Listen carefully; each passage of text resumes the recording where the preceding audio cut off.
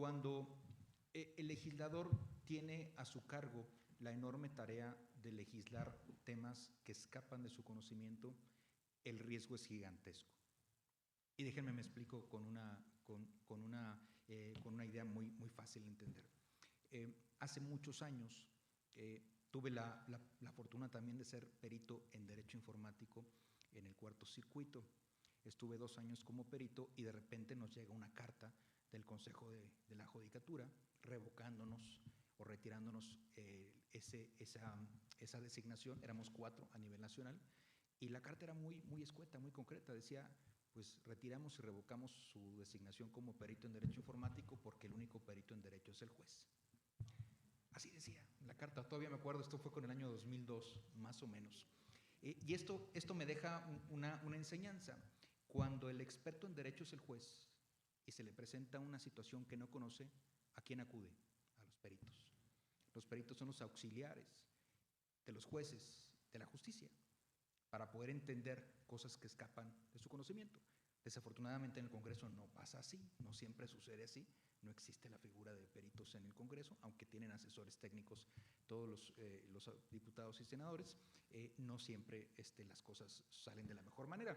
Por eso es bien importante que cuando se toman temas de carácter técnico-tecnológico, pues se tenga profundo conocimiento de lo que ha sucedido en el país durante muchos años, porque sigue existiendo la creencia de que lo digital o lo tecnológico no está regulado en México, o está regulado por encimita, o está regulado hace 4 o 5 años, cuando todo eso es falso.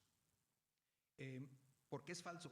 Porque en México tenemos reformas en temas digitales desde el 99. En el 99 se insertaron los delitos informáticos en el Código Penal Federal, en mayo del 99.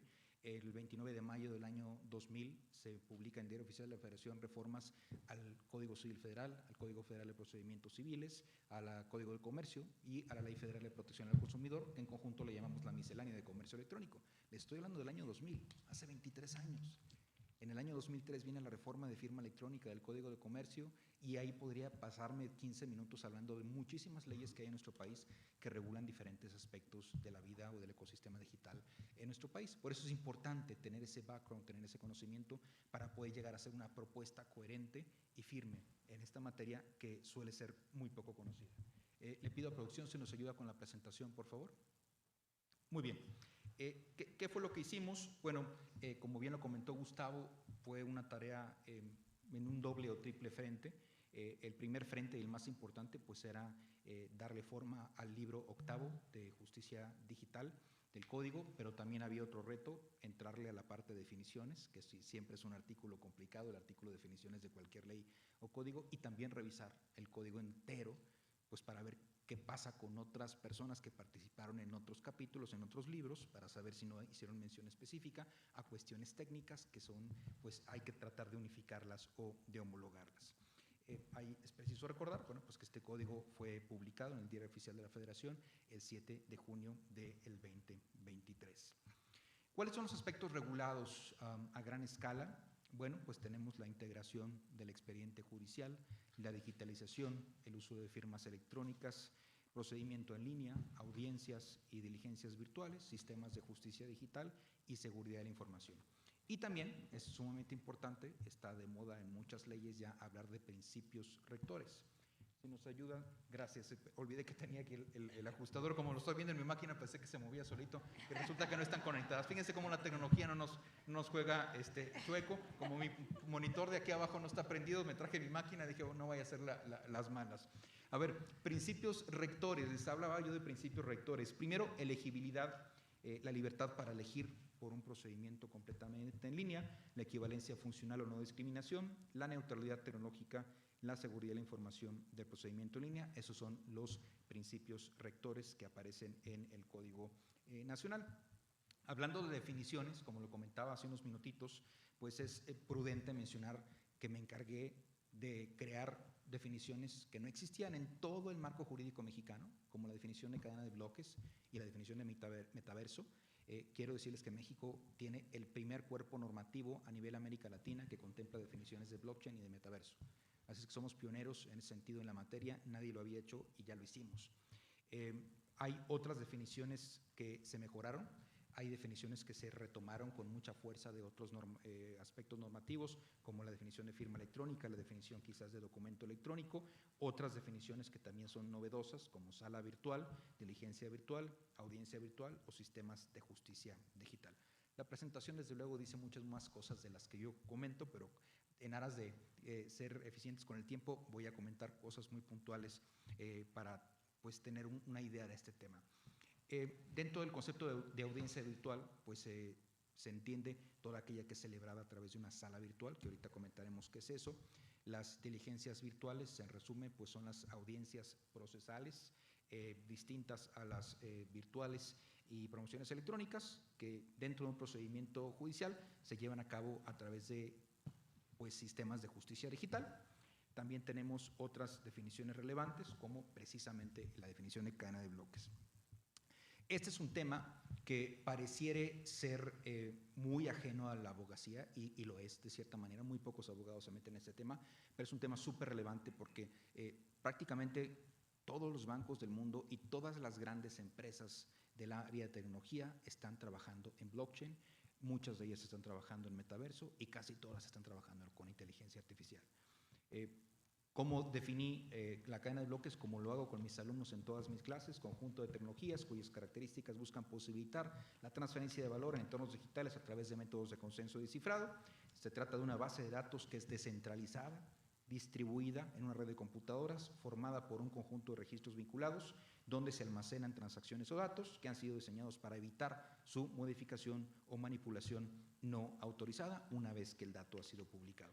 Y también agregué en la parte final la definición de cadena de bloques pública, porque para mí era súper importante agregar esto, también conversándolo con algunos colegas, Iván, Eric, que son ingenieros y abogados, además que también me estuvieron apoyando en estos trabajos, pues porque le metí mano también a la prueba electrónica. Yo sabía que había un peligro inminente en el Código Nacional, que era la desaparición del 210A del Código Federal de Procedimientos Civiles. ¿Y qué es el artículo 210A del Código Federal de Procedimientos Civiles? Pues es el artículo padre de todas las tesis en materia de prueba electrónica de nuestro país.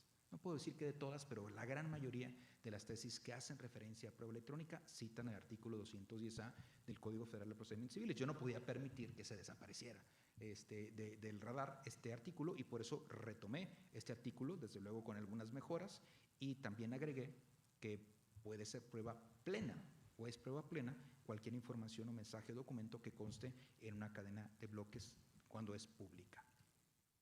Documento digitalizado versus documento electrónico. A ver, la definición, más allá de contárselas, se las platico. Documento electrónico es aquel que nace en medios digitales. Cuando tú creas un archivo de Word, de Excel, de PowerPoint, de PDF, está naciendo en Internet, está naciendo en tu computadora, eso es un documento electrónico. Cuando se habla de documento digitalizado es cuando el documento nace en papel. El documento nació en papel, se firmó, usualmente tiene firma autógrafa, y después lo digitalizamos con apoyo de un escáner o de una máquina similar que nos ayuda a la migración del documento en papel a una versión digital. Por eso se habla de documento digitalizado, que no es lo mismo que documento electrónico. Expediente electrónico: información contenida en documentos electrónicos que conforman un determinado procedimiento jurisdiccional, que puede estar conformado por texto, imagen, audio, video o cualquier otra tecnología. Para la definición de integridad, retomé lo que para tal efecto establece el artículo 93 bis del Código de Comercio.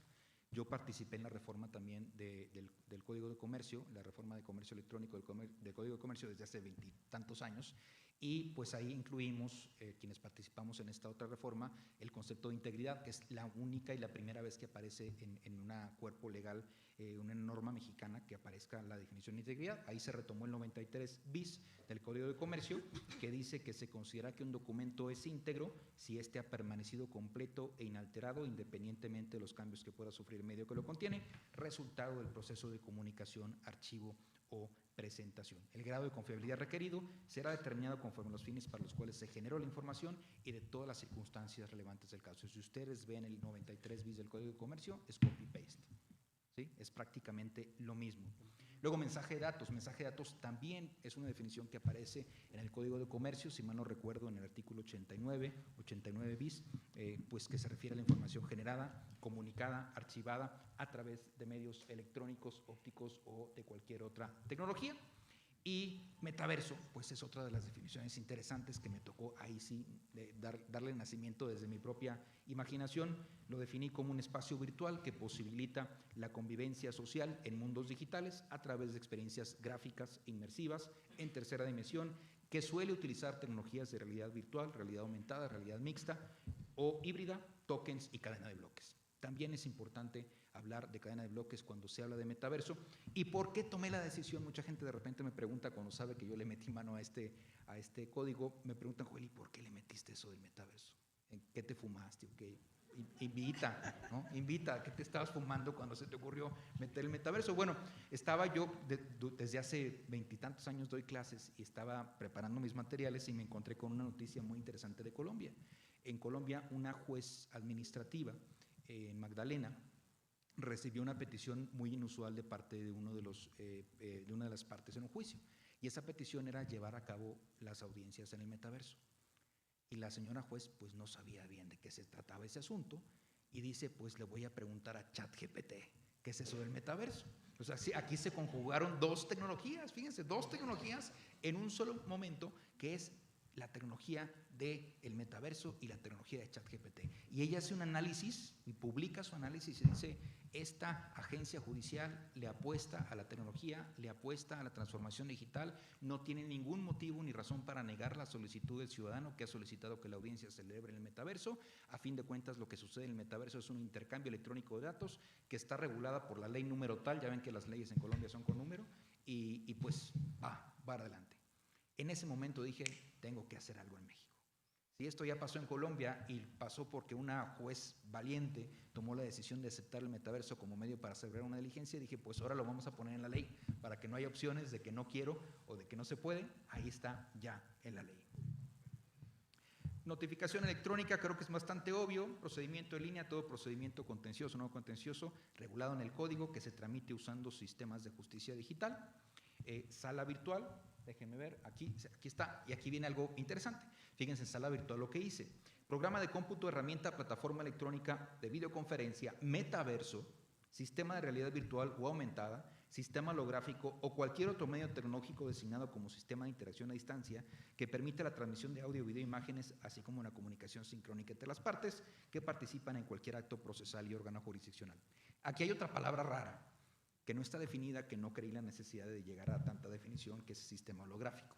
Déjenme les cuento por qué lo hice, también hay una razón del por qué lo hice.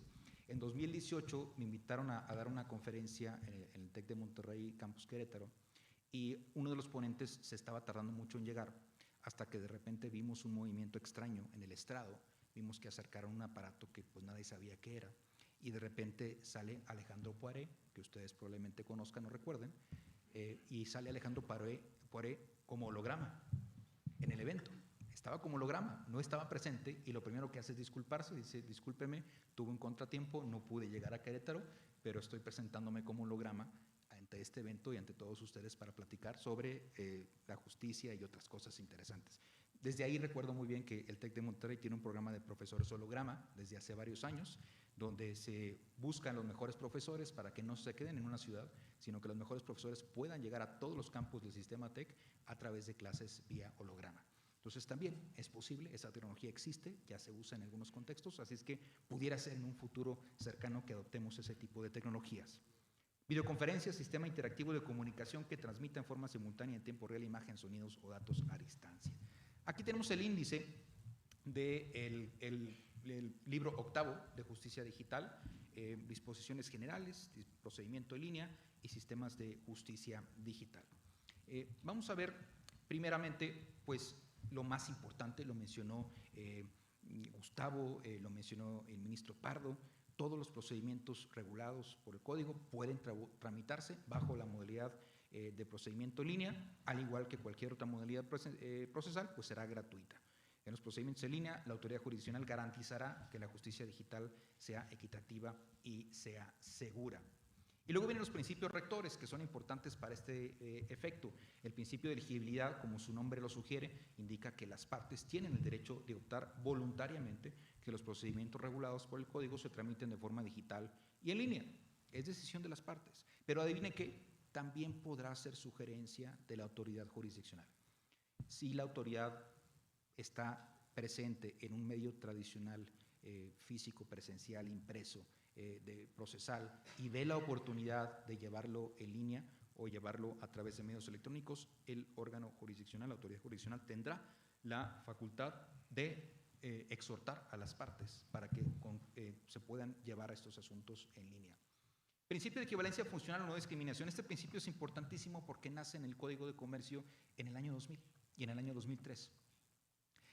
Y no nace, de hecho no nace ahí en México, pero este principio viene desde 1996 en la Ley Modelo de Comercio Electrónico de la UNCITRAL. ¿Qué es la UNCITRAL? Sus siglas en inglés, Comisión de Naciones Unidas para el Derecho Mercantil Internacional. Desde el año 1996 existe este principio en la Ley Modelo de UNCITRAL de Comercio Electrónico. México lo adopta en su regulación desde el año 2000 y 2003 concretamente, y es un principio bien interesante que también pues, se puede observar en el artículo 89 bis del Código de Comercio. Aquí, ¿cómo lo plasmé? Yo lo amplié de forma sustancial, porque ahorita lo vamos a ver. Primero, la autoridad jurisdiccional no negará efectos jurídicos, validez o fuerza probatoria a cualquier tipo de información por la sola razón de que conste o esté contenida en un documento electrónico o en un mensaje de datos. Ahí está lo primero, principio de no discriminación. No me vas a negar efectos jurídicos a cualquier tipo de información por la sola razón de que sea electrónica o esté plasmada en un medio digital. 2. La autoridad jurisdiccional no negará efectos, validez a la información de las comunicaciones por el solo hecho de que usen una tecnología determinada. Aquí estamos orientándonos o encaminándonos a algo que se llama neutralidad tecnológica, que son todos los principios que rigen este código, al igual que rigen el Código de Comercio. También establecí que la firma electrónica avanzada satisface el requisito de firma en el mismo modo que la firma autógrafa en documentos impresos. Todas las actuaciones judiciales tendrán la misma eficacia o valor probatorio que pues, aquellos que se lleven a cabo a través de medios tradicionales, presenciales o por instrumentos escritos. Y por último, los procedimientos judiciales pueden tramitarse total o parcialmente en línea, así como celebrarse sus actuaciones judiciales de forma presencial o a distancia sin que ello afecte la validez de las actuaciones. La verdad es que se amplió muchísimo el concepto de equivalencia funcional o de no discriminación para blindar por completo todo el sistema de justicia digital y todas las actuaciones procesales que se lleven a cabo en línea. No habrá ninguna posibilidad de que una autoridad te diga esto no vale porque está en internet, esto no vale porque es un documento electrónico o esto no vale porque es una firma electrónica. Y aquí les venía yo platicando también del principio de neutralidad tecnológica que también está en el Código de Comercio y está mencionada en la famosa Ley FinTech, que no se llama Ley FinTech, se llama Ley para regular las instituciones de tecnología financiera. Ya esta ley también hace mención al principio de neutralidad tecnológica. Dice, este Código Nacional no impondrá preferencias en favor o en contra de determinada tecnología, ni fomentará artificialmente determinadas opciones tecnológicas en detrimento de otras. Se trata de no ponerle estrellitas ni quitarle estrellitas a ninguna tecnología. Cualquier tecnología que se quiera usar se podrá utilizar sin ponerle favoritismos ni tampoco ningún tipo de discriminación. Pasándonos ya un poquito al tema del expediente judicial, pues primero, integración dual. El expediente se va a integrar de forma física y electrónica. El expediente físico debe de contar con la impresión de los mensajes de datos y de ser requerido pues que sean autenticados con firma electrónica. Concentración y unicidad. La autoridad jurisdiccional realizará todos los actos necesarios para concentrar las actuaciones en un mismo expediente judicial. Integración cronológica. El expediente se integrará cronológicamente con las actuaciones judiciales, garantizando que tanto el expediente físico como el electrónico contengan exactamente la misma información. Integración simultánea. El expediente electrónico debe integrarse simultáneamente con el expediente físico. Nada de que primero hago el físico y ya cuando tenga tiempo le hago el electrónico. No, deben integrarse de forma simultánea. Digitalización y firma electrónica. Toda promoción que se ingrese a un expediente electrónico deberá estar suscrita y autenticada con una firma electrónica avanzada. Estuve en una mesa como estas hace algunos mesecitos, en donde estaban sentados varios miembros del Poder Judicial de Nuevo León, mi tierra, y se quejaban amargamente del código. Decían, no, es que nosotros no usamos la firma electrónica avanzada. Y para nosotros esto es un retroceso. Así decía un consejero de la Judicatura de Nuevo León y un juez que estaba ahí sentado a mi lado. Bueno, pues evidentemente es un pensamiento sesgado por quizás la carencia de conocimiento sobre esta materia. Se ha promovido el uso de la firma electrónica avanzada en nuestro país desde el año 2003 en el Código de Comercio, y tenemos firma electrónica avanzada no solo en el Código de Comercio, sino la tenemos en la Secretaría de Función Pública. En su momento tuvo una, la Secretaría de Economía tiene su propia firma electrónica, la Secretaría de Hacienda tiene su propia firma electrónica, tenemos una ley de firma electrónica avanzada, tenemos un reglamento de la ley de firma electrónica avanzada, tenemos un montón de cosas donde se regula la ley de firma electrónica avanzada, tenemos tesis en el Semanario Judicial de la Federación donde hablan de los diferentes tipos de firma electrónica y donde dicen que la firma electrónica avanzada prevalece sobre la firma electrónica simple. No nos peleemos ya por ese concepto, es muy tarde para hacerlo. Ya pasaron 20 años para seguirnos peleando por cuál de las dos usamos. Se pueden usar las dos, no estoy diciendo que no se pueda utilizar alguna de ellas en el contexto meramente mercantil. Digitalización. Las diligencias y promociones autenticadas con firma autógrafa se digitalizarán para su incorporación al expediente electrónico. De nueva cuenta se reitera el apartado de equivalencia funcional. Las actuaciones y promociones judiciales contenidas en un documento electrónico suscritas con una firma electrónica avanzada garantizarán la integridad del documento y producirán los mismos efectos legales que las leyes otorgan a documentos con firma autógrafa. De aquí solo quiero resaltar el último de los cuasi principios o elementos clave de este apartado, que es la transparencia y protección de datos, que dice toda la información recibida vía electrónica se ceñirá a las disposiciones aplicables en leyes en materia de transparencia, acceso a la información pública, protección de datos según corresponda. Es cada vez más frecuente que nos topemos con el cruce de leyes. Ya no son leyes que van por caminos independientes y no se cruzan. El tema de datos personales, porque es un tema importantísimo y que no puede escaparnos sin importar dónde nos encontremos.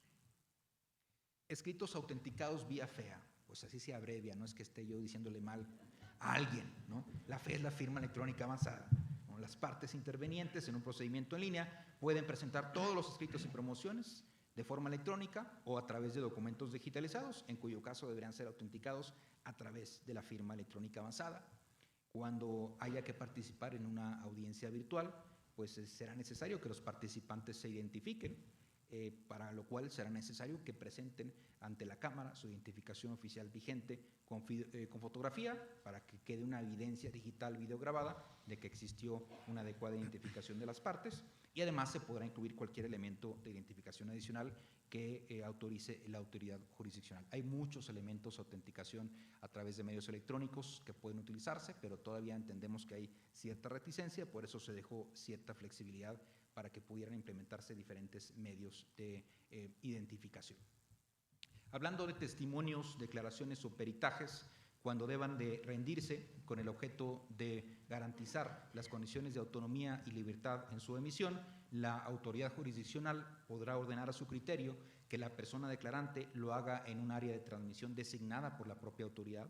Área de transmisión que significa pues el espacio físico desde donde los intervinientes en un procedimiento en línea participan en una audiencia de diligencias virtuales usando herramientas de sala virtual, o que la persona declarante lo haga desde un área de transmisión que haya sido señalada por la parte oferente en el juicio, donde se haga constar que la persona declarante no está siendo asistida de forma alguna, o bien que la persona declarante transmita desde un área que haya sido señalada por la parte interesante, que permita una verificación visual y auditiva al momento de la recepción de la prueba para verificar que se encuentra sin ningún tipo de asistencia, o bien que la persona declarante o aquella que tenga a su cargo el desahogo de una prueba se ubique en la misma área de transmisión de la autoridad jurisdiccional.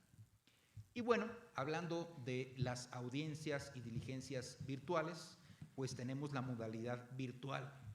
Dice, a petición de parte o por propuesta de la autoridad jurisdiccional, cualquier audiencia y diligencia prevista en el Código podrá celebrarse bajo la modalidad de diligencia o audiencia virtual. ¿Y cómo se llevan a cabo las diligencias o audiencias virtuales? Pues a través de la sala virtual. Y dentro de la definición de sala virtual ya les dije que incluye la definición de metaverso. Entonces, por ahí llega de colita, llega despacito, la definición de metaverso para colarse como un posible medio utilizado para salas virtuales que pueden posibilitar una audiencia o una diligencia virtual. Las partes o la autoridad de vía remota, bueno, pues aquí se refiere a que en las audiencias cualquiera de las partes o la propia autoridad pueden estar presentes o vía remota a través de sistemas de justicia digital, que en un momento más comentaremos qué son estas cosas. Exhorto para virtualizar, ya les había yo comentado hace ratito, que la autoridad jurisdiccional tendrá la facultad de exhortar a las partes de que se lleve a cabo el procedimiento por vía digital, por vía remota, por vía electrónica, cuando así las circunstancias del caso lo permitan y se pueda promover para una mejor eficiencia. ¿Qué pasa cuando hay fallas técnicas? La tecnología no tiene palabra, dicen muchas veces. A veces la tecnología falla. Es imposible pensar que exista tecnología 100% infalible. Bueno, en caso de que se advierta una falla técnica o cualquier otra situación extraordinaria que impida el correcto desarrollo de una audiencia o diligencia virtual, pues la autoridad jurisdiccional tendrá que determinar qué circunstancias, pues qué medidas puede tomar para, de ser necesario, continuarla o para bien para suspenderla y reanudarla con posterioridad. También se vuelve a hacer mención del principio de equivalencia funcional, haciendo énfasis en que las audiencias y diligencias virtuales tendrán los mismos efectos y alcances jurídicos que aquellas que se celebran con la presencia física ante las autoridades correspondientes. Y ahora sí, llegamos a sistemas de justicia digital. También fue un tema importante cómo definir este concepto. Este concepto es un concepto totalmente ajeno a la legislación mexicana. Había algunos esfuerzos, pero que para nada pues concluyen con la definición que tenemos en pantalla. ¿Cómo lo redacté? Bueno, pues como todo dispositivo electrónico, programa de cómputo, aplicación o herramienta tecnológica que sea propiedad del Poder Judicial o de terceros, ahorita explico por qué lo dejé subrayado, que sea utilizada para consultar, usar, enviar o llevar a cabo procedimientos en línea, audiencias virtuales, diligencias virtuales, enviar mensajes de datos, firmas electrónicas, salas virtuales, videoconferencias y un amplio etcétera.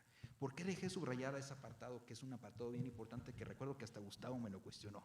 Dice, oye, Joel, ¿por qué le pusiste eso? Porque hay que recordar que estamos en la era de la virtualización. Gracias al cómputo en la nube, hoy se pueden virtualizar muchísimas cosas.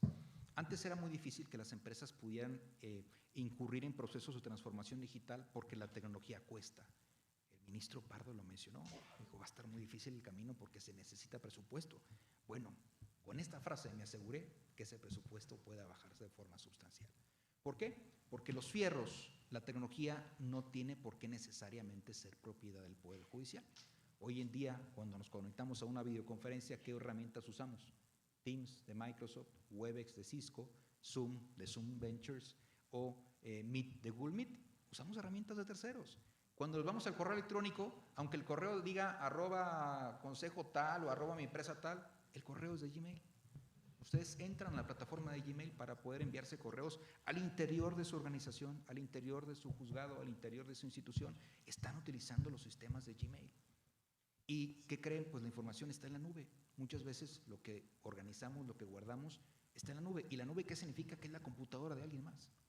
Entonces, no tienen por qué necesariamente ser estratosféricas las inversiones en tecnología, porque se puede hacer aprovechamiento de tecnología que ya existe en el mercado por parte de muchísimos proveedores y que es sustancialmente más económica que si nos diéramos a la tarea de contratar gente que nos desarrolle tecnología. Hay casos de terror en el ámbito público, para no hacer referencia a ningún poder en especial. Hay casos de terror donde se ha instruido la creación de sistemas electrónicos a partes privadas, a empresas, y no han concluido los casos en buen término. A veces construir de la nada no siempre es la mejor opción. Los poderes judiciales se implementarán y mantendrán actualizados y funcionales los sistemas de justicia digital y deberán hacer lo necesario para proveer para que exista ciberseguridad. Los poderes judiciales van a designar a una persona, área o departamento para que de forma permanente sea responsable de 4 tareas. 1, supervisar que los sistemas de justicia digital se mantengan funcionando de forma correcta y segura. Dar soporte a personas juzgadoras y personas funcionarias judiciales en todo lo relacionado a sistemas de justicia digital.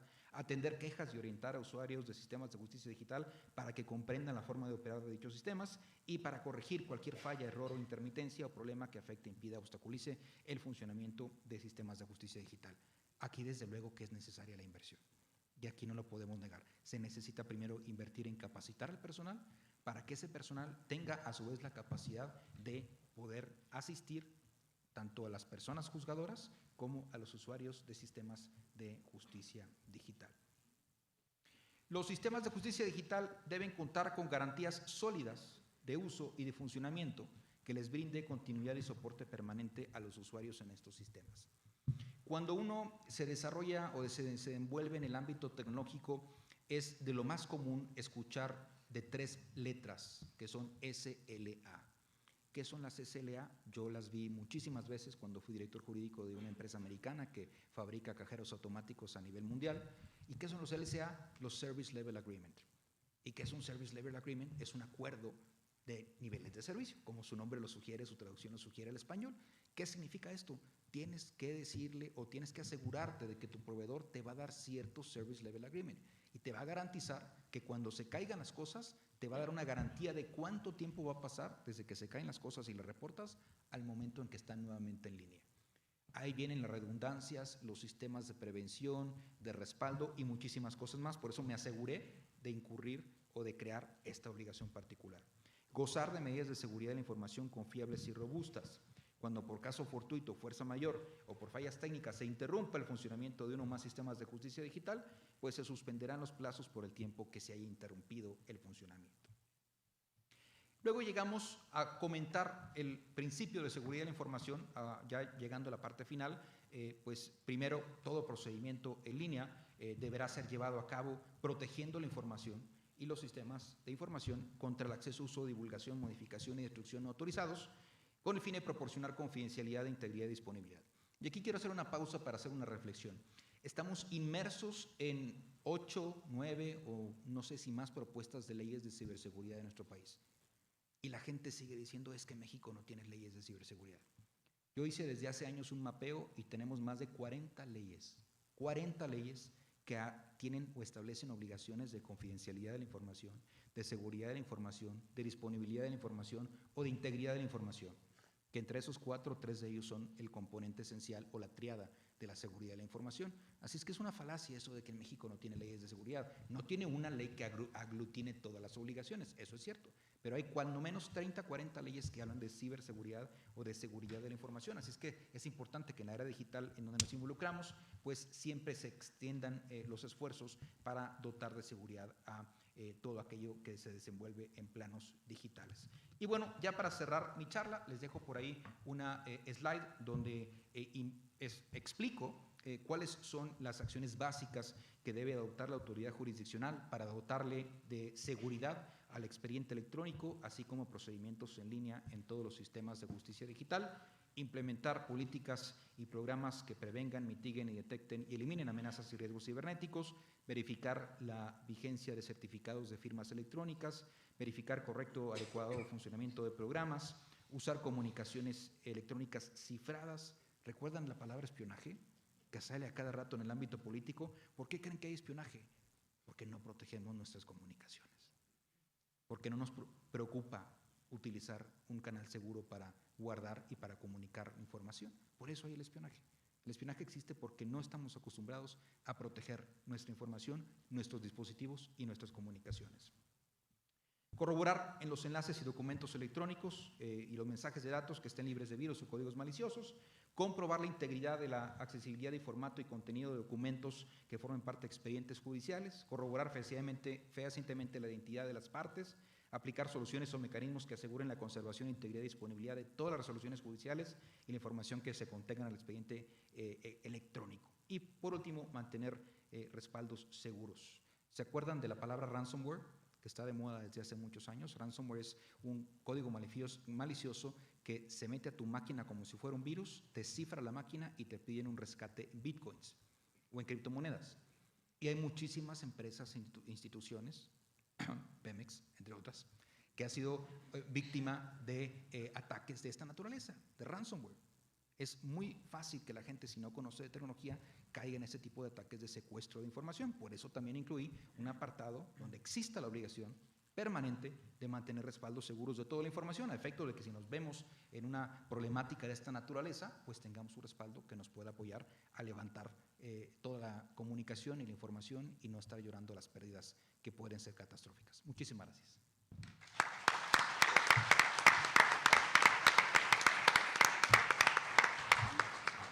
Muchas gracias, Joel. Como ven, la regulación de justicia digital en el Código Nacional no se nos ocurrió de la nada, todo tiene su razón de ser.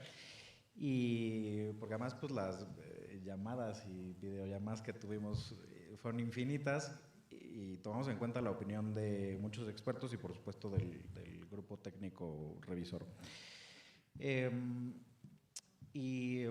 Para seguir con nuestro conversatorio me gustaría darle la palabra al juez Juan Pablo Gómez Fierro para que nos platique pues un poco del Poder Judicial digital, por llamarlo así, porque es cierto que no todos los poderes judiciales parten de cero, incluido el Poder Judicial de la Federación.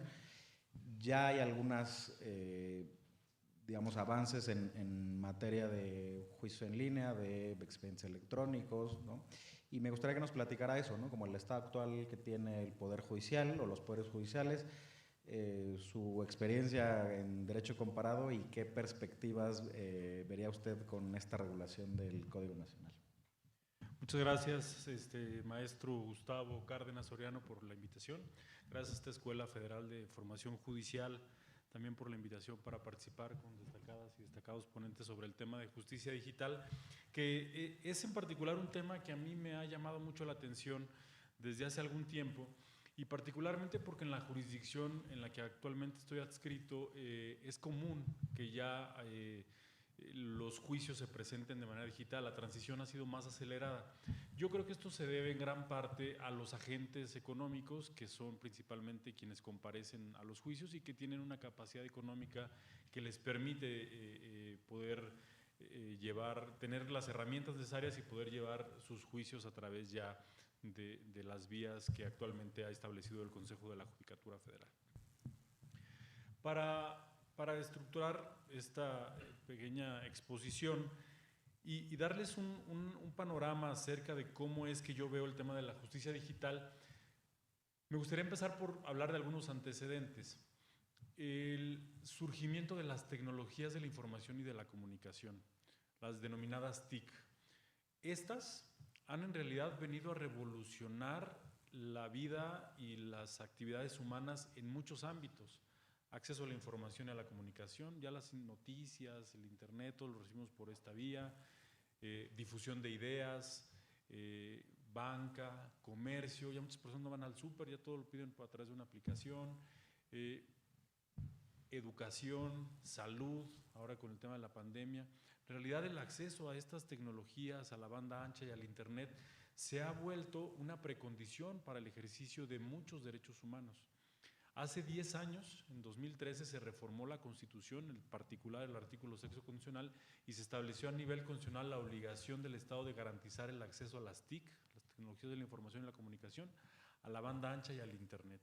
Y esta revolución ha pasado, les decía yo, por todos los ámbitos. Vemos, por ejemplo, cómo hace 20 años, para poder hacer un depósito bancario, pues había que irse a formar una fila con dinero en efectivo y esperar que diera una ficha.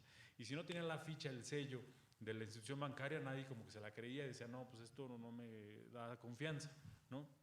Y hoy les puedo asegurar que la mayoría de las personas que estamos en este auditorio, a través de nuestros dispositivos celulares hacemos transacciones bancarias por el teléfono celular sin necesidad de acudir a las sucursales, ¿no? Y como esto, les decía yo, la educación, el acceso a la información, entre otros. Bueno, pues creo que esta misma revolución debe pasar por la administración de justicia, así como las tecnologías de la información y de la comunicación son una precondición para el ejercicio ya de una multiplicidad de derechos humanos. Me parece que lo es también para garantizar el derecho de acceso a la justicia. Es decir, la posibilidad de acudir ante un tribunal a presentar una controversia y que un juez imparcial, de manera independiente, resuelva esta controversia. La justicia como tal es un servicio, no es un lugar. Entonces me parece que a partir de ahí podemos redefinir la construcción de la manera en la que se administra justicia hoy en día.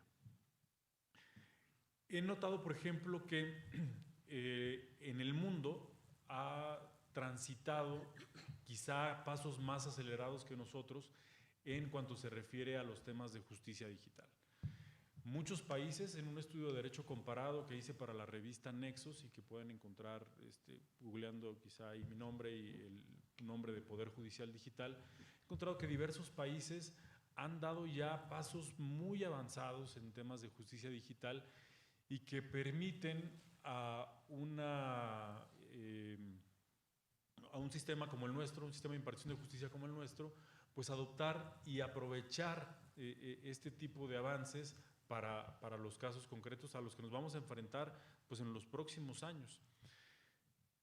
La resolución, por ejemplo, de controversias en materia digital. El primer antecedente que tiene pues es justamente los medios alternos de solución de conflictos. Originalmente, por ejemplo, en Estados Unidos, el sistema como tal estaba diseñado para que todas las controversias fueran resueltas mediante un juicio. Pero a principios del siglo XIX, me parece, un fiscal, Samuel Dana de Nueva Jersey, propone que podían llevarse a cabo la resolución de controversias pues, de manera negociada, una declaración negociada, y que a partir de ahí pudieran ponerse de acuerdo sin necesidad de llevar el asunto ante un tribunal para que lo resolvieran. Nos ponemos de acuerdo y si los dos estamos de acuerdo, pues se resuelve, ¿no? Para los años 70 del siglo pasado, 1970, ya la Suprema Corte de Estados Unidos reconocería como un componente esencial de la administración de justicia precisamente estos mecanismos alternos de solución de controversias, también denominados ADRs.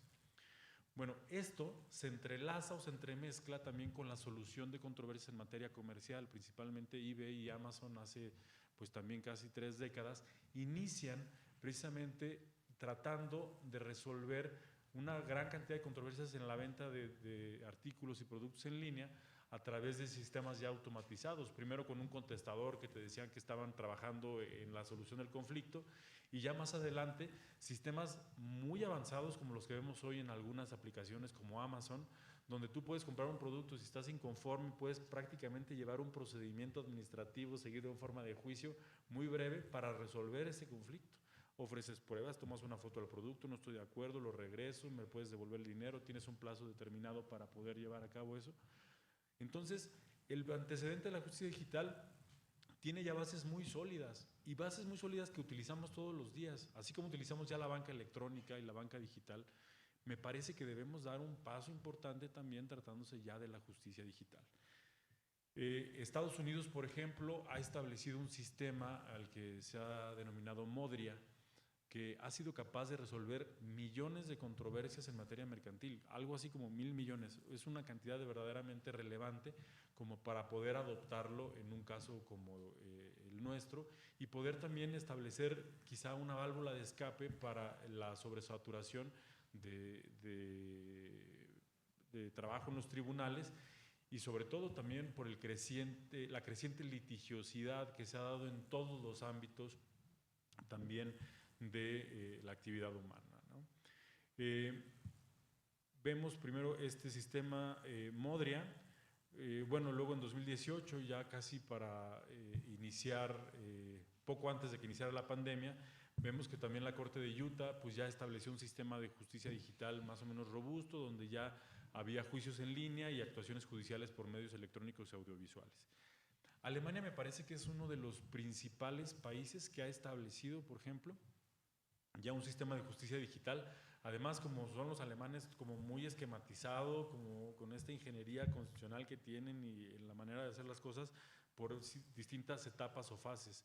Las primeras etapas, por ejemplo, incluso la opción 1.0, para la utilización de un software que permitiera auxiliar a los abogados en el trabajo que desarrollaban. Casi darle las herramientas, tengo una controversia de esta naturaleza, y te daba todos los elementos.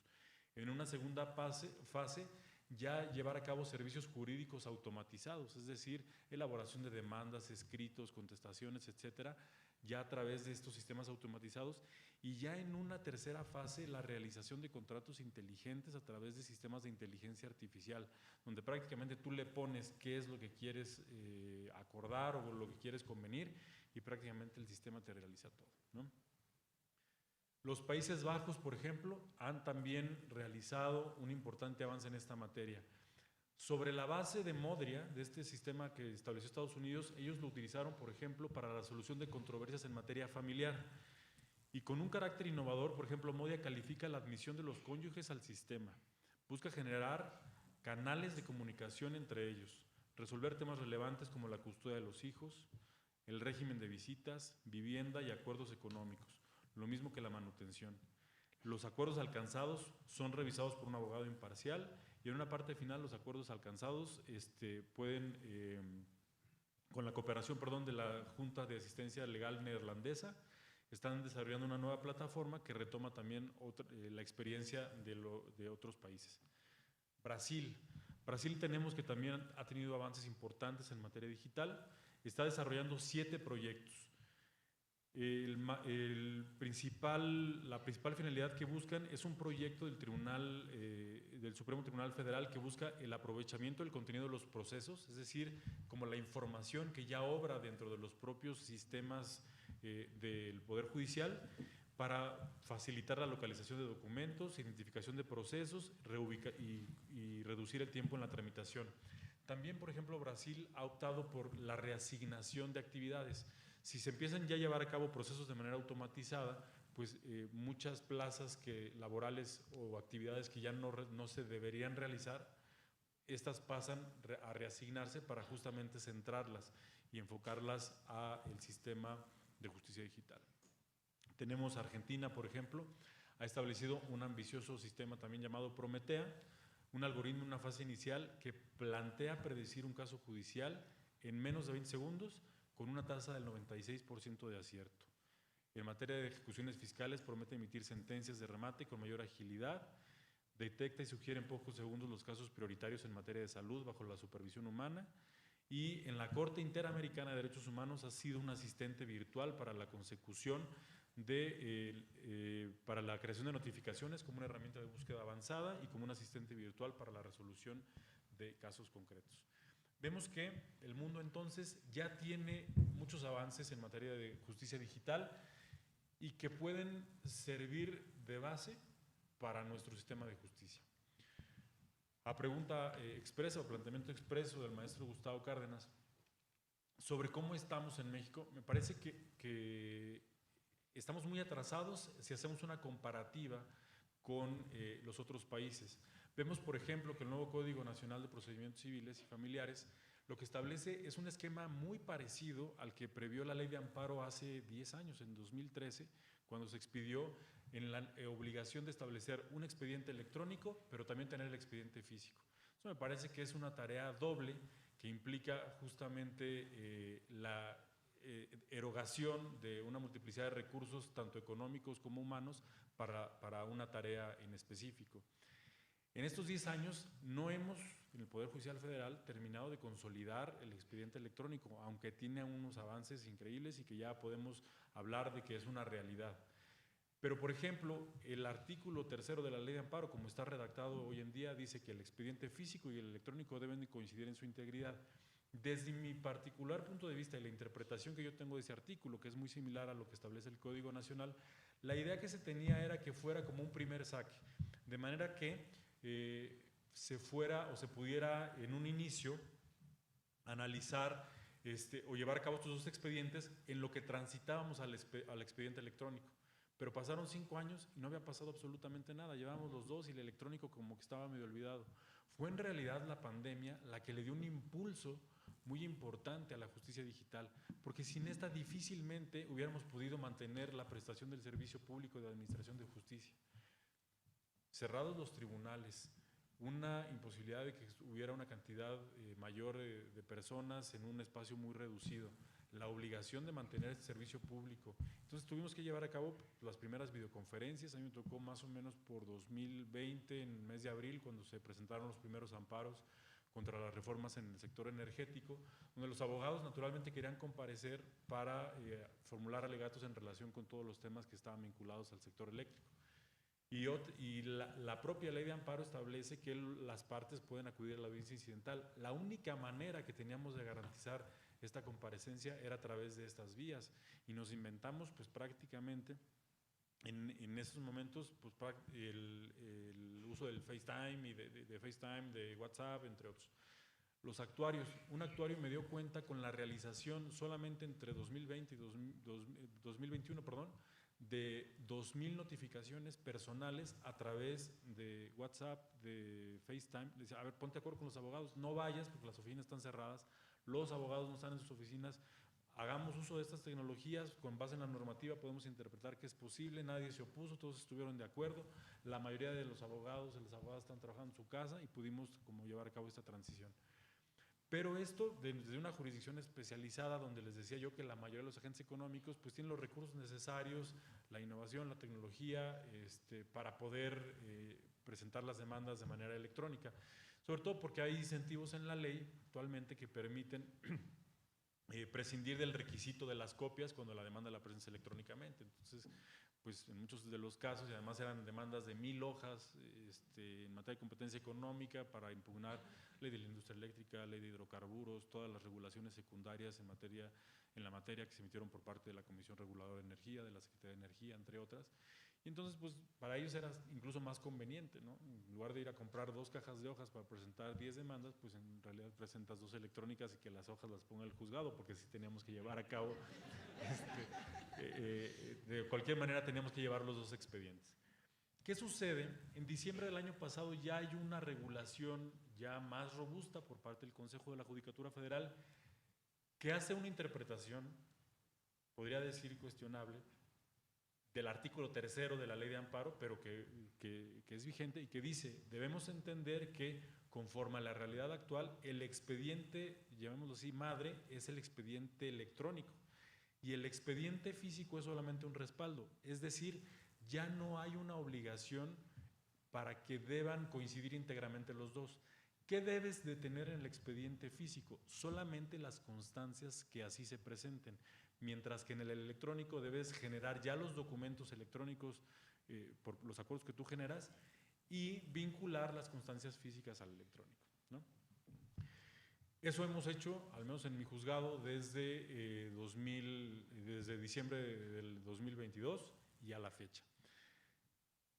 Me parece que es útil y que es un paso importante hacia la transición, hacia el nuevo sistema de justicia digital, porque si no esto nunca va a terminar, desde mi punto de vista, nunca va a terminar de transitar. Es importante como dar el paso y terminar por prescindir del expediente físico. Creo que todo finalmente podríamos llevarlo a cabo a través del expediente electrónico.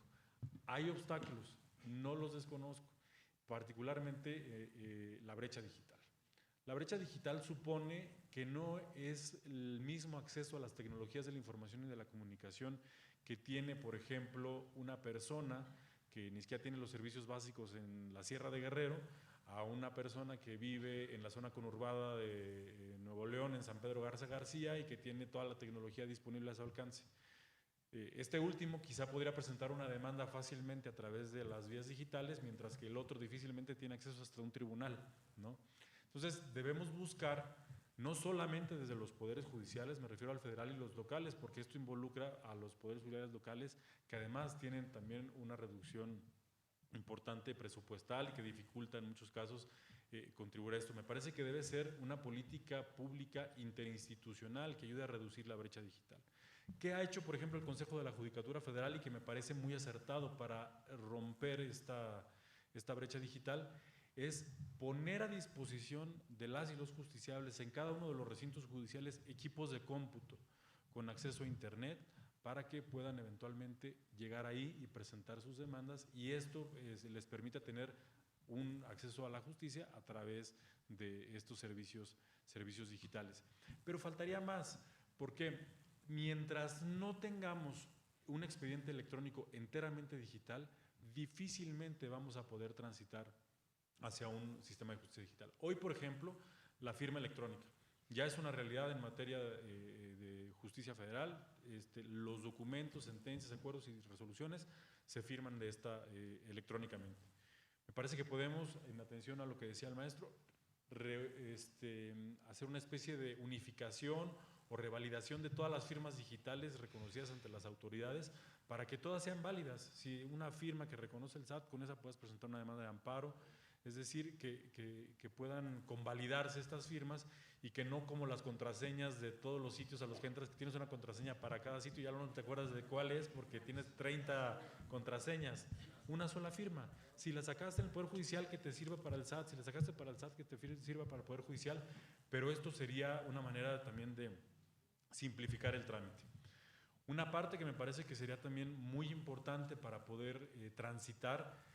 Todo pasa por la capacitación. Fundamentalmente la capacitación es la base, ¿no? Pero hay dos tipos de capacitación. Una capacitación que le podemos decir profesionalizante, cursos, diplomados, maestrías, doctorados, donde vamos a darle las herramientas, pero otra que sea mucho más amigable y que también esté vinculada con la tecnología. Hoy vemos, por ejemplo, plataformas como Instagram, TikTok, YouTube, etcétera, que te pueden en un video de 30 segundos enseñar algo de manera muy fácil, ¿no? Hoy las nuevas generaciones de los 25 años para abajo ya no buscan en Google, ya buscan en TikTok, y en TikTok viene visualmente explicado absolutamente todo, ¿no?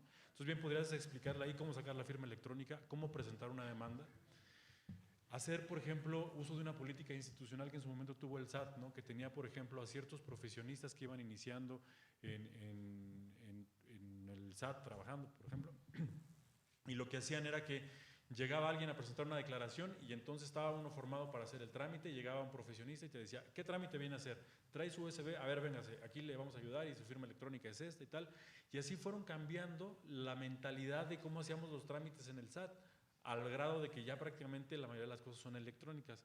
Algo similar podríamos en el Poder Judicial, tener personal capacitado que pueda auxiliar a los justiciables a presentar las demandas de manera digital, porque les voy a decir ahorita cuáles son esos beneficios. Pensando, por ejemplo, que llega un justiciable con su demanda y con sus copias y entonces va una persona y le dice, oiga, mire, ¿puede usted presentar la demanda de manera digital? Trae su USB, trae el archivo, trae y mira, aquí lo puede presentar, la subimos a la red, aquí está su acuse de recibo y ya el tribunal le notificará el proveedor respectivo. Esto facilitaría la consolidación del expediente electrónico. ¿Por qué es necesario consolidar el expediente electrónico? Porque hoy lo que tenemos es una mezcla de actuaciones que son digitales con actuaciones que son en realidad una fotografía, es un escáner, es una reproducción de un documento físico, pero entonces es un expediente dual. No podemos, a partir de un expediente que no tiene las mismas características, generar minería de datos, pero principalmente automatizar decisiones. Si yo presento una promoción electrónica y le recae un acuerdo electrónico, podríamos empezar en una primera fase ya a automatizar cierto tipo de decisiones. Vengo a presentar una demanda de amparo. Entonces, esa demanda de amparo eventualmente va a tener un proveído que admita, deseche, tenga por no presentada o declare la incompetencia del tribunal. Okay, ahí difícilmente podemos automatizar, tenemos que revisar. Pero, por ejemplo, veamos un informe justificado, la autoridad presenta el informe justificado. Si ya el sistema detectara, un sistema ya probablemente de inteligencia artificial, que se trata de un informe de una autoridad que designa delegados, que tal, podría ya recaer un proveído automatizado donde se recibe el informe, se da vista con 8 días a las partes en términos del 117 y se le notifica a la autoridad, digo a las partes. Mientras no hagamos eso, va a ser muy difícil que transitemos. Entonces, me parece que debe pasar primero por la capacitación, luego por los incentivos, la ayuda que le podamos dar a los justiciables para que todo se vuelva digital y que podamos hacer este tránsito enteramente digital. ¿Cómo podríamos lograr esto? Por ejemplo, la generación, ya se hizo antes, me parece que habría que hacerlo ya para este caso concreto, de plantillas donde que en lugar de que yo genere un documento que sea la demanda de amparo, lo pueda llenar yo ya automáticamente en un documento base que esté en los servidores del Consejo y que ese documento pueda generar, desde luego, la decisión que debería corresponder a eso. Este tránsito, me parece que, si lo llevamos por etapas, podríamos hablar, no sé, de aquí a 10 años, de tener ya ciertas decisiones de manera automatizada. Yo sé que es muy complicado hablar ya de inteligencia artificial para la resolución de casos concretos, pero si en realidad lo vemos desde un punto de vista real, ya tenemos resoluciones de controversia en materia digital en el comercio, ¿no? Todos los días cuando llevamos una compra a través de las plataformas digitales, eso ya en realidad nos está induciendo hacia un sistema de justicia digital que nos permite hacerlo mucho más amigable para la justicia propiamente dicha que imparten los tribunales. Y me parece que, hablando primero de capacitación, de consolidación del expediente electrónico, la regulación es fundamental para esto. Incluso una política pública que establezca metas a corto, mediano y largo plazo, una política pública de largo aliento que nos permita decir de aquí a tanto tiempo debemos transitar, por ejemplo, a consolidar el expediente electrónico. Luego de consolidar el expediente electrónico vamos a automatizar ciertas decisiones y después veremos qué tipo de decisiones podrían ya, o de controversias podrían ya resolverse de manera automatizada, ¿no? Con sistemas ya de inteligencia artificial que desde luego en caso de inconformidad podrían pasar por una revisión humana. Pero dado el estatus de las cosas, me parece que esto es por donde debería pasar. Además, una de las cosas que me parece importante mencionar es la que está relacionada con los problemas jurídicos a los que nos vamos a enfrentar. No solamente tiene que ver desde el lado procesal al que estamos destinados a transitar hacia la justicia digital, sino que también los problemas jurídicos que van a llegar a los tribunales también ya van a ser diversos y van a estar vinculados con este tipo de cuestiones. En días pasados vi, por ejemplo, algunas noticias donde daban cuenta de que ciertos autos autónomos que no requieren propiamente de la conducción de una persona, pues habían provocado la muerte de 14 personas, ¿no? Si lo viéramos en clave actual y en clave del proceso penal actual y del Código Penal, etcétera, lo que sucedería es que sería responsable de la comisión de un delito con un vehículo automotor el conductor, ¿no? Ya sea por culpa, por dolo, por como sea, habría una responsabilidad. ¿Qué sucede, por ejemplo, en casos de un vehículo autónomo? ¿Quién asumiría la responsabilidad frente a la comisión de un eventual delito, de una falta, de un accidente vehicular, etcétera? Eso va a llegar a los tribunales mañana, porque ya estos autos están circulando, ¿no? El otro día, platicando con la presidenta de la NADE, Nujat Ponsecuri, platicaba de un asunto muy relevante. Bueno, para estos efectos de justicia digital no tiene relevancia jurídica propiamente dicha, pero por ejemplo hay refrigeradores autónomos donde ya mandan a hacer el súper a partir de la información que tienen. No hay, por ejemplo, leche, no hay huevo, etcétera. Entonces el refrigerador automáticamente, la computadora hace el pedido al súper y el súper surte y llega el carrito, una caja, donde ya le entrega las cosas, ¿no? Entonces la persona que tenía el refrigerador inteligente, dice Nujat, se dedicaba a hacer muchas fiestas, invitaba a sus amigos y desvelaba todo el edificio. Entonces alguien que tenía el acceso a su cuenta de internet, un día en represalia a estas fiestas y al no dormir, se le ocurrió pedirle 100 litros de leche. Y entonces abre la puerta de su casa y llega el repartidor y le lleva 100 litros de leche. Y dice, yo no pedí los 100 litros de leche. No, pues aquí está el pedido. Entonces, ¿quién es el responsable? El supermercado, oye, yo no los pedí. No, pues aquí está generado el pedido. El banco, ¿por qué me cobras si yo no los pedí? No, pues aquí está el supermercado que tú lo pagaste. Estaba todo generado, está desde el refrigerador hasta el supermercado. ¿Y cómo se puede dilucidar un problema jurídico de estos? Bueno, esto ya está sucediendo. Entonces, no solamente es ver la justicia digital desde la parte del Poder Judicial, sino desde los problemas jurídicos a los que nos vamos a enfrentar de aquí en adelante, que van a ser muchos y que nos obligan a repensar muchas de estas cosas, ¿no? Entonces, mi conclusión sería que debamos ver a la justicia digital como un cambio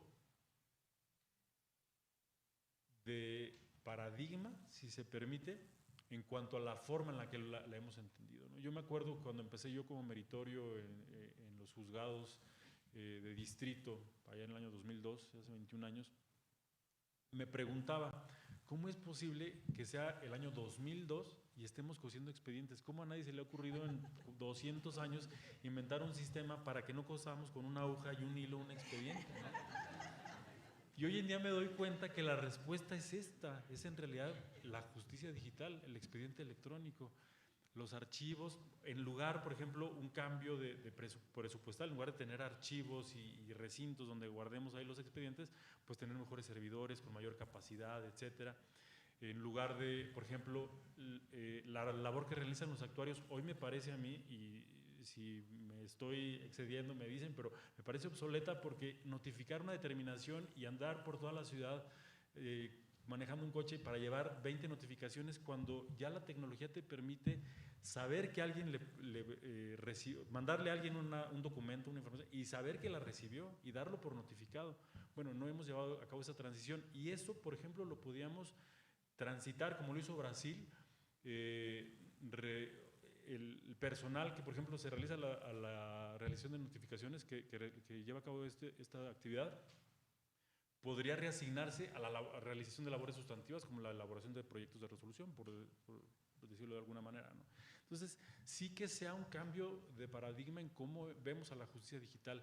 Se ha hablado, no es una idea mía, se ha expuesto mucho la creación de juzgados digitales, sin necesidad de que exista propiamente el recinto judicial, sino simplemente que haya un personal que esté en algún lugar resolviendo, admitiendo una demanda, emitiendo el proveído correspondiente y dándole trámite y cauce al expediente. Me parece que lo debemos ver así. Y hace como 20 años que nos preocupaba el no llevar a cabo una, por ejemplo, operación bancaria de manera física sin depositar el dinero en efectivo. Hoy las operaciones todas se hacen a través de un celular y todos ya le tenemos confianza a eso. ¿Por qué no hacerlo también en materia de la administración de justicia? Y lo que platicaba también el maestro en relación con el metaverso, vamos a terminar ahí tarde o temprano. Ahorita que justamente estaba en su exposición, me acordé de una película de principio de los años 90 donde sale Sylvester Stallone y Sandra Bullock. Se llamaba El Destructor, me parece. Y hablaba de un policía y un delincuente que habían sido congelados en los años 90 y que los habían descongelado en 2032. Y bueno, ellos los descongelan al delincuente, pero luego los descongelan al policía para que sea él quien lo detenga, ¿no? Criogénesis. Inspirado. Sí. Y está inspirada en una novela de Aldous Huxley, ¿no? Que se llama Una vida feliz. Bueno, pues ya predecía lo que está sucediendo hace 30 años, lo que está sucediendo hoy.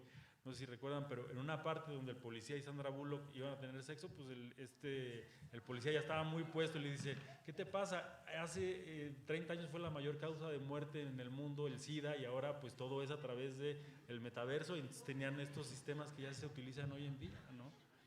Entonces, creo que debemos dar como una visión sobre lo que va a pasar en el corto y en el mediano plazo. Esto lo tenemos enfrente, los autos autónomos, los refrigeradores autónomos, la inteligencia artificial, ya está presente y además, o sea, los grandes agentes económicos ya la están utilizando. Entonces, parece que el sistema de administración de justicia debe actualizarse en consonancia con la realidad, precisamente para no quedarse atrás. Entonces, ya para no extenderme, concluiría con esto sobre la importancia, primero, de la regulación, de la capacitación, de la consolidación del expediente electrónico, que nos permitirá más adelante automatizar ciertas actuaciones y más adelante ya decisiones específicas. Muchas gracias nuevamente por la invitación y gracias por...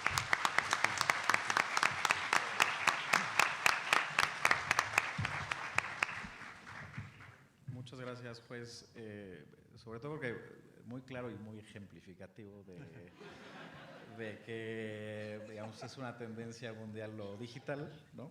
En este caso la justicia digital, y que pues impone un cambio de conciencia también en quienes se resisten todavía a esos cambios, y sobre todo con el objetivo de buscar una mejora en la justicia cotidiana, que es lo que digamos, la idea con la que surgió este Código Nacional, que, como nos decía Joel también hace rato, pues con todas estas definiciones tan amplias y que parecieran futuristas, pues todo esto que nos platica el juez me parece que se podría perfectamente implementar, ¿no? Pero también tiene retos y me gustaría que la doctora Joyce nos platicara, a partir de su experiencia en la implementación de herramientas y tecnologías en los sistemas de justicia laboral, pues que nos dijera que sí y que no debemos hacer a la hora de implementar el Código Nacional de Procedimientos Civiles y Familiares. Gracias. Muchas gracias, maestro Gustavo Cárdenas, por la invitación también y por moderar esta mesa. Hemos escuchado, en primer lugar, sobre qué es lo que hay en el Código Nacional. Y fue una plática magistral. Yo llegué sin haber entendido todos estos conceptos y cómo se relacionan. Me parece que hubo un esfuerzo muy importante desde las definiciones, desde cómo se correlacionan los conceptos, y sí se dejó mucho más claro de lo que yo lo he visto en otras leyes. Y yo les voy a mostrar un poquito de cómo se ve en la Ley Federal del Trabajo. Entonces, eso me parece que es un avance muy importante y entendimos qué es lo que tenemos ahorita en el código. El juez nos platicó más sobre a dónde podríamos llegar, ¿no? Viendo la experiencia internacional, viendo incluso nosotros con cuestiones que tienen que ver con el comercio y con la banca, cómo estamos ya en un proceso de hacer quejas y de tener respuestas a través de medios digitales. Y yo estoy un poco en medio de estas dos cuestiones. Yo me he dedicado por unos años a crear sistemas digitales para la justicia, y un ejemplo que no está en mi presentación, pero que les platicaré: cuando ocurrió la pandemia, se cerraron las oficialías de partes de muchos tribunales. Entre ellas se cerraron las oficialías de partes de prácticamente todas las juntas de conciliación y arbitraje del país. Y en la Ciudad de México estábamos haciendo un experimento de campo que tenía que ver con tecnología también, con crear un dispositivo móvil para las notificaciones que pudiera seguir en tiempo real al notificador, al actuario, para saber que sí fue. Porque ya saben que hay un problema ahí de que a veces no van, ¿no? Pero que también puede automatizar las razones y permitir que las razones de notificación sean más robustas, porque se pueden adjuntar fotografías, se puede asegurar que los medios de cercioramiento que realmente deben de estar en la razón o en la cédula sí estén ahí. Entonces estábamos haciendo un experimento de campo básicamente para comprobar en campo el uso de esta tecnología cuando pegó la pandemia y ya no había notificaciones porque pues, todos los actuarios se fueron a sus casas, los trataron de repurpose, como diríamos, para que hicieran resoluciones, pero pues al parecer no funcionaron muy bien. Y la gente tenía que meter demandas laborales, porque además muchas personas perdieron su trabajo. En México en ese año se perdieron más de 1 millón o 1,5 millones de empleos formales, olvidándonos de todos los informales que se perdieron y que también son cubiertos por la justicia laboral, supuestamente.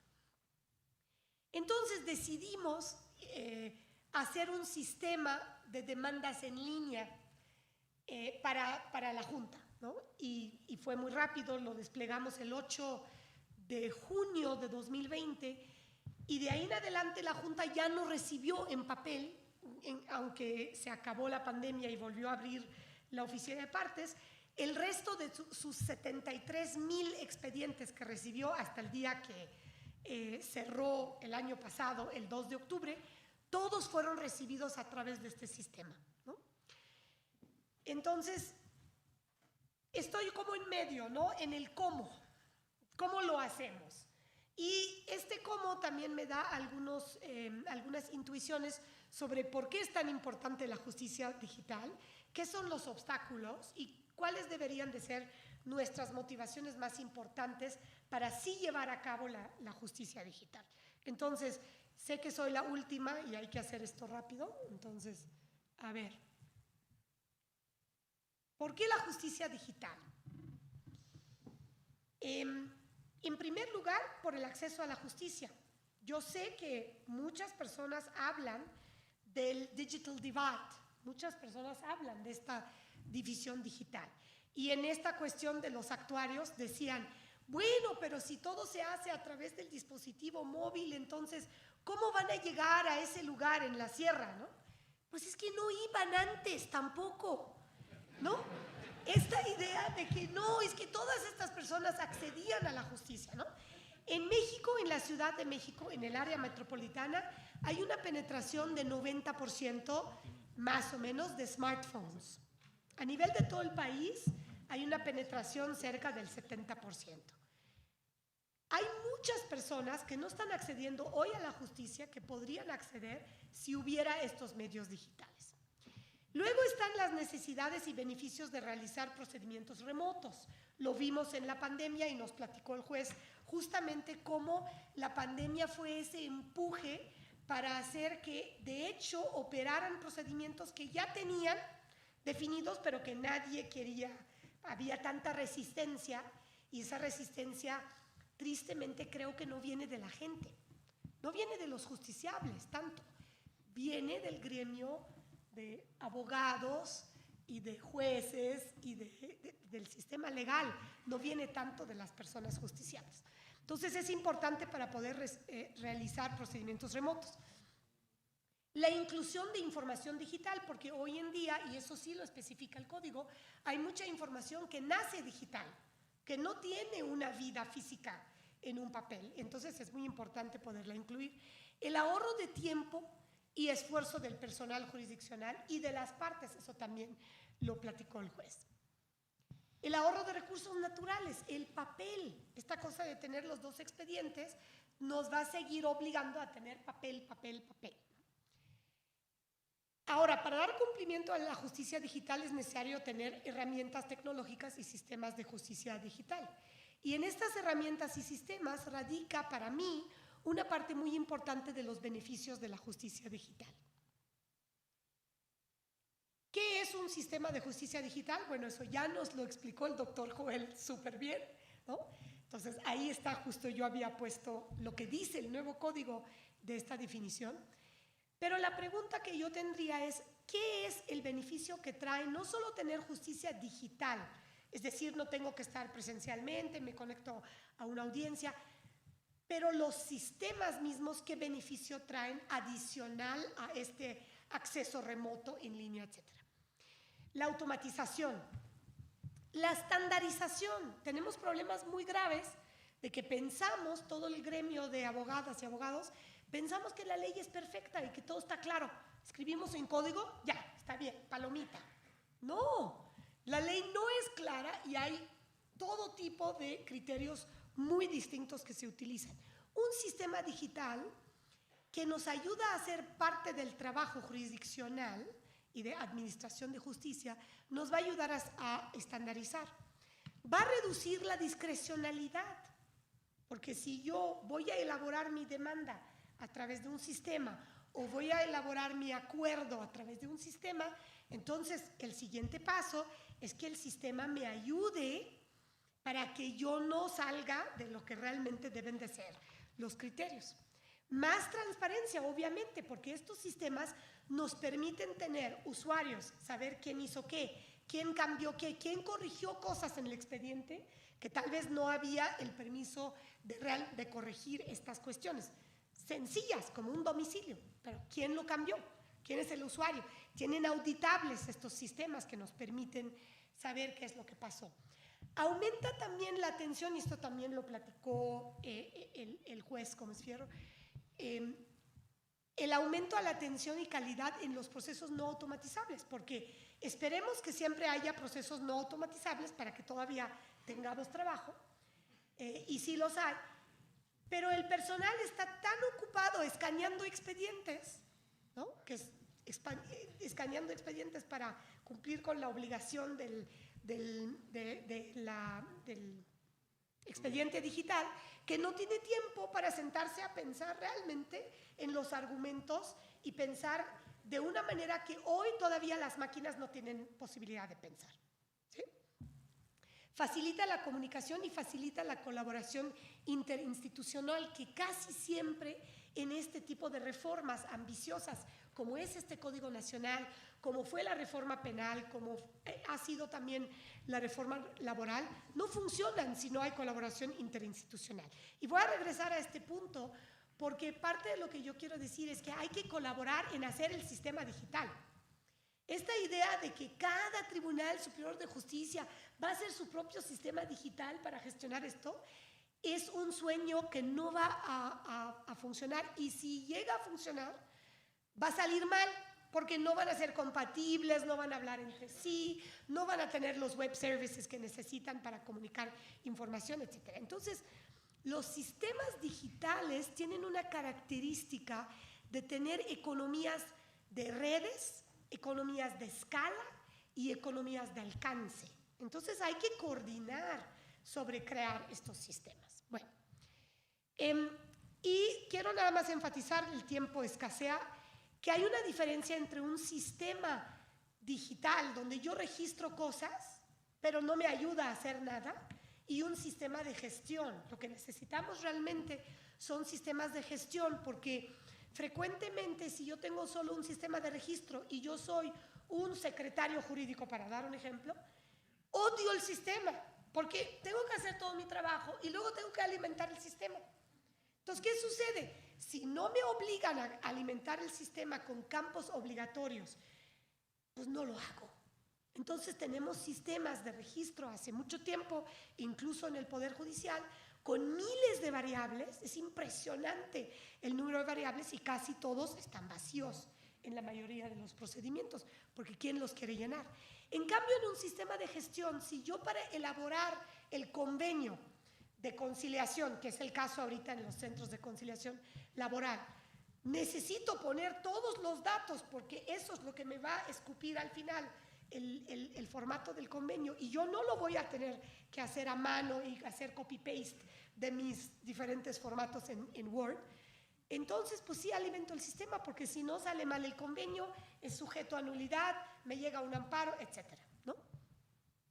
Entonces, es muy importante que el sistema de gestión ayude al funcionario del tribunal a que sí de verdad lleve a cabo con esto sus funciones cotidianas. Y además es muy importante que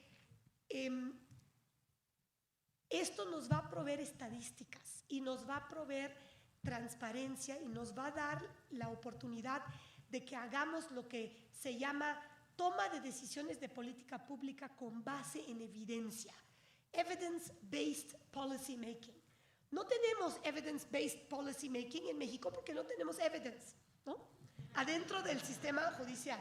Tenemos mucha gente inteligente, muy capaz, muy dedicada, como todas las personas aquí sentadas y acá en el panel, pero como no tenemos evidencia, pues no tomamos decisiones de política pública judicial respecto, utilizando esto, ¿no? Bueno, esto era una cosa sobre los principios que me parecen muy importantes, pero ya los platicó mucho el doctor Joel. ¿Qué es la experiencia en la reforma laboral? Quiero ser veloz. La Ley Federal del Trabajo contempla de manera obligatoria varias cosas. En particular, quiero señalar la recepción de información del público vía electrónica, incluyendo demandas para la parte jurisdiccional y incluyendo solicitudes de conciliación para la fase prejudicial de conciliación. La recepción de información requerida de sindicatos también vía electrónica. Esto no es necesariamente para juicios, sino para trámites de registro, etcétera. La comunicación electrónica entre las autoridades. Por primera vez se dice ahí que si vas a notificar al IMSS, por ejemplo, y ya no es el emplazamiento, sino la notificación posterior, ahí sí lo tiene que recibir electrónicamente. Yo diría que el IMSS debería de recibir electrónicamente desde la primera vez, pero no quisieron, ¿no? Es un poco lo mismo que decía el juez, ¿no? De que no queremos como atrevernos a dar el salto. Las notificaciones electrónicas a las partes y a terceros interesados, y el famoso buzón electrónico, ¿no? Que se tiene que crear desde que hay un procedimiento de conciliación, y también tiene que utilizarse dentro del Poder Judicial competente en ese caso, y que, por cierto, los centros de conciliación podrían pasar o deberían de pasar la información del buzón electrónico al tribunal, lo que implicaría que podríamos tener uno para todo el procedimiento, ¿no? Bien, esto ya es nada más detalle, vamos a ir adelantando. También hay varias cuestiones que se tienen que comunicar entre las instituciones, entre las autoridades. Comunicar las constancias de no conciliación y los convenios de conciliación al tribunal laboral competente, y la ley dice vía electrónica. ¿Sí? Ahora lo están mandando por correo, pero hoy se están construyendo web services que van a permitir que los tribunales laborales, clic, se metan a un pequeño cliente y que puedan revisar estas cuestiones en línea, obviamente con una certificación o con una firma electrónica que no es la firma electrónica de una persona, sino una suerte de certificación de la autoridad misma, ¿sí? Que se está trabajando. Comunicar esta información, nombres, datos de identificación, domicilios, fechas de conflictos, motivos de conciliación, las razones, que es muy importante esto, las razones de notificación. Comunicar las incompetencias dentro de 24 horas, eso también requiere un sistema digital, porque de otro modo es imposible. Y usar un nuevo sistema de notificaciones de citatorios a través de crear rutas inteligentes y sortear de manera aleatoria entre notificadores las rutas, y eso sí es imposible hacer sin sistema. Porque para empezar, ¿cómo hacemos el sorteo? ¿Cómo hacemos la ruta inteligente? Etcétera. Eso todo está en la ley. Y de los tribunales también están obligados a contar con sistemas electrónicos de gestión y de interacción con los usuarios. También tienen que crear el buzón electrónico en caso de que no acuerden utilizar el mismo buzón que inicia la autoridad conciliatoria.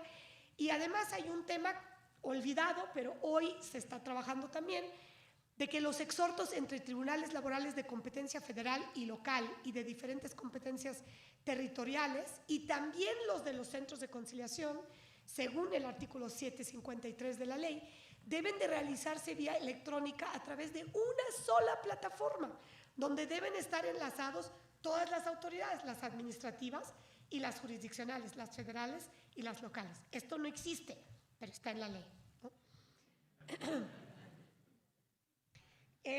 Bueno, y más cosas que ahorita no voy a meterme, pero implican autoridades que ya ni siquiera son autoridades laborales directamente, ¿no? El Seguro Social, el Infonavit, la CNBV para la ejecución de las sentencias laborales, ¿no? El sistema sistema de requerimientos de autoridad. Todo esto requiere conexiones digitales. Ok. Ahora, ¿qué es la experiencia? Y eso, híjole, se me va el tiempo, pero creo que sí lo logro. ¿Qué es lo que hemos hecho? En la etapa de conciliación prejudicial obligatoria, es decir, en el caso de los conflictos individuales, porque los colectivos han sido interpretados como que caben en la excepción del artículo 685 ter, hay sistemas, se cuenta ahora con sistemas de gestión en función en 29 de las 32 entidades federativas. Y en las otras ha sido falta de capacidad o ha sido literalmente falta de internet, falta de computadoras o falta de las dos, lo que ha causado que no utilicen sistemas, no porque no se les hayan ofrecido. En particular, el sistema que yo he trabajado en desarrollar es un sistema que se llama Sistema Nacional de Conciliación Laboral. SINACOL, suena a un jarabe de tos, pero es un sistema de gestión de la conciliación. Y un sistema de gestión de notificaciones que al principio les platiqué que se estaba testeando, se estaba comprobando en la Ciudad de México cuando pegó la pandemia, y ese sistema ahora lo utilizan las autoridades de conciliación en 23 entidades, y esperemos que en el futuro los tribunales laborales también lo adopten. Para las entidades que utilizan estos sistemas, un punto que es muy importante es que ellos les requieren dos tipos de estadísticas mensuales, una base de datos que tienen que mandar al INEGI y unas estadísticas que tienen que dar a la STTPS, y que requiere el Consejo de Coordinación para la Implementación de la Reforma, que es como consejo interinstitucional que se creó. En los que utilizan estos sistemas, la consulta sale directo. Entonces, todo lo que está recibiendo INEGI viene de su sistema.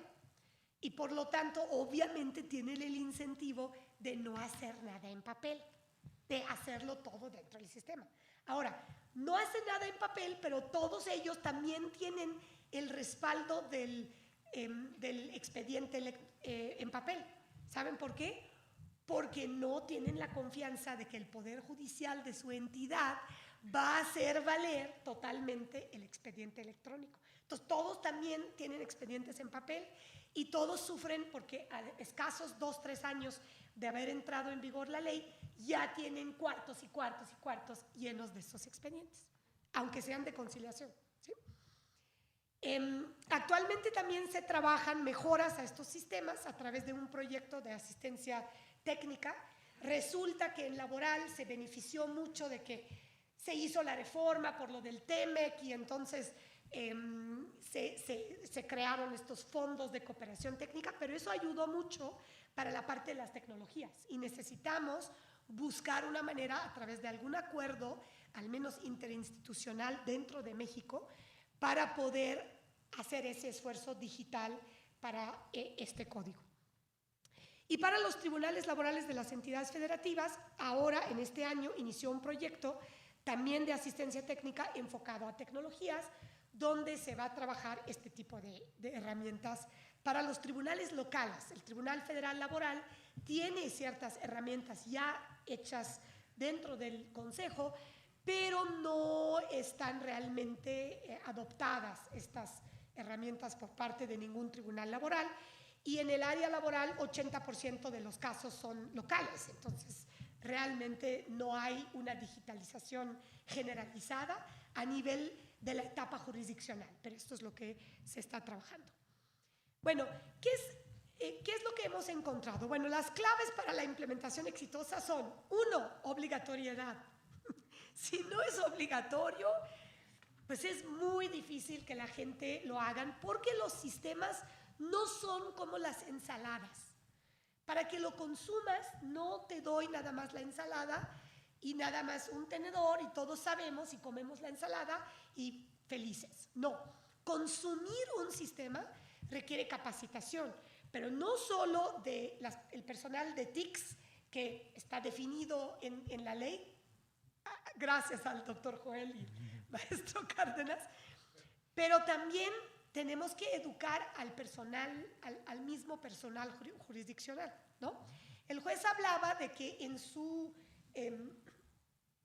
juzgado los justiciables tienen mucho acceso a tecnologías, pero también los funcionarios del juzgado, ¿no?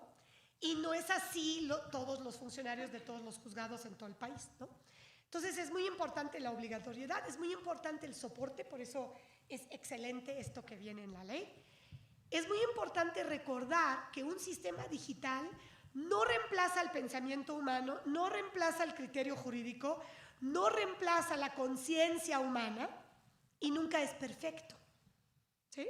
Porque en el momento que instalas un sistema a un operador jurídico, lo primero que pasa es que todo es culpa del sistema, ¿no? Es que no sacas tus resoluciones, es que el sistema. Es que no has acordado, es que el sistema, ¿no? Entonces, estos sistemas no van a nacer perfectos, como ninguna ley nace perfecto, ningún ser humano nace perfecto, y no van a volver perfectos, porque van a ser sistemas vivos. Y conforme están perfeccionándose, va a haber alguna otra reforma a la ley, y hay que regresar aquí, y hay que trabajar con estos sistemas. Entonces, es una manera de vivir. Decir que yo voy a tener un mismo sistema para siempre es como decir que voy a tener un teléfono que nunca cambio, o una computadora que nunca cambio, o que nunca voy a actualizar los programas que tiene mi computadora y espero que siga funcionando para siempre. Eso no va a pasar, ¿no? Y una cosa que hemos visto es que cuando implementas un sistema en un tribunal o en un juzgado o en un centro de conciliación, están los técnicos, los ingenieros, y están los jueces o los conciliadores en el símil del centro de conciliación. Y está también la dirección, ¿no?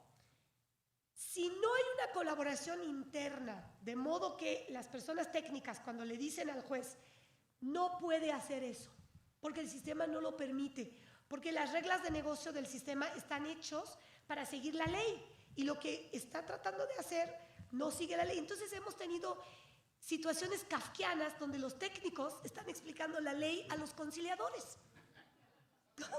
Porque los técnicos, los ingenieros ya internalizaron las reglas del sistema y entienden que el sistema está tratando de implementar la ley. Entonces, cuando viene a decirle, es que fue notificado y no vino la parte citada, pero el trabajador no quiere que yo emita la constancia, quiere que volvamos a hacer la audiencia. Y el técnico le dice, no se puede. No se puede porque la ley dice que no, que si ya lo citaron y que ya fue exitosa la notificación y no vino, se emite la constancia, bye. Pero no queremos porque siempre hay este factor humano de no querer seguir la ley, ¿no? Bien. Entonces, ¿cómo podemos producir abogadas y abogados y jueces preparados para este nuevo mundo? Yo hablo un poco de la trinchera del Departamento de Derecho del ITAM y hablo como educadora también, no solo como persona que se dedica a esta cuestión de la tecnología. Pues tenemos que tener menos doctrina y más habilidades, porque la doctrina va a cambiar cada martes y jueves. Entonces necesitamos tener más habilidades en nuestros sistemas educativos y también acá en las capacitaciones. Necesitamos enfatizar mucho la estructura de pensamiento y la estructura de escritura, porque esto nos va a ayudar también a diseñar estos sistemas que automaticen. Herramientas interdisciplinarias. Necesitamos esto. Necesitamos que las abogadas y abogados conozcan las tecnologías y la inteligencia artificial. ¿Qué puede hacer? ¿Cómo la puedo mejorar? ¿Cómo la podemos hacer a la medida de cierta materia o a cierta ley? Y tenemos que enfatizar mucho la ética con las aplicaciones de inteligencia artificial y los algoritmos de decisión que mencionó también el juez. Es muy importante que tengamos también una regulación de la parte ética de cuándo, cómo se van a utilizar estos algoritmos basados en la data que vamos a recopilar a través de tanto sistema digital que vamos a estar trabajando. Muchas gracias.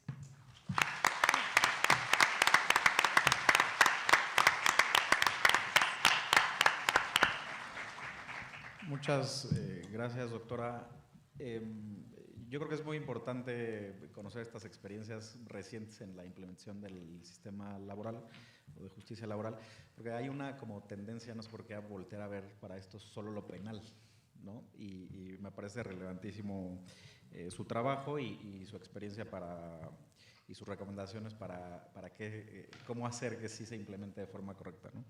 Y a título personal le pediría que los profesores pudiéramos dar clases, como dice Joel, de manera holográfica, porque ahorita debería estar dando clases en el ITAM y espero que no me regañe. Y ya solamente para concluir, no nos da tiempo de tener la sección de preguntas y respuestas, pero les pediría a cada uno de los ponentes que en un minuto, o en máximo un minuto, nos dieran alguna reflexión final acerca de esta justicia digital en el Código Nacional, empezando por el doctor Joel Gómez Treviño, por favor. Gracias, estimado Gustavo. Tener un celular, tener una computadora, tener redes sociales, no significa que seamos digitales, no significa que seamos power users, como dicen en Estados Unidos, los usuarios de poder.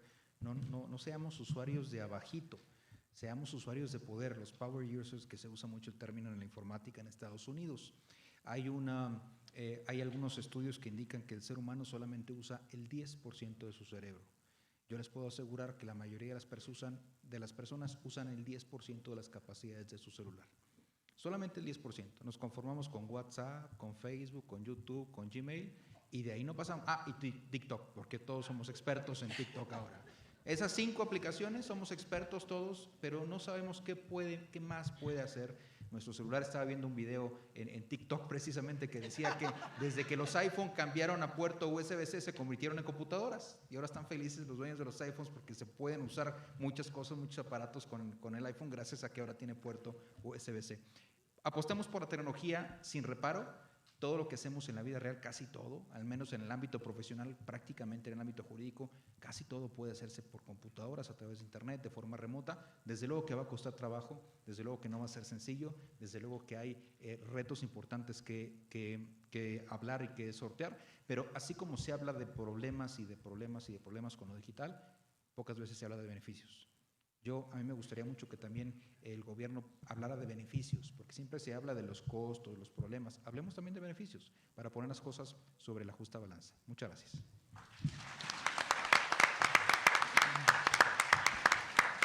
Doctora Joyce, por favor.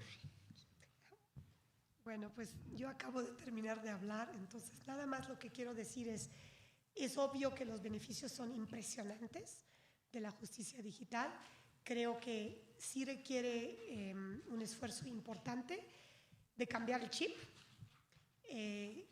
hablando de términos digitales, pero también requiere mucha colaboración entre instituciones. Yo lo que quiero dejar es que para construir un sistema sensato, que no sea tan caro, donde sea estandarizado, es necesario que colaboren instituciones impartidoras de justicia en todo el país. Y lo mismo que el código es nacional, sería muy bueno que ideen cómo debería de ser un sistema digital que cumpla con el código y que pueda ser construido en colaboración entre las instituciones.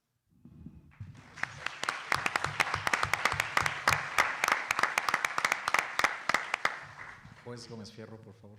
Gracias.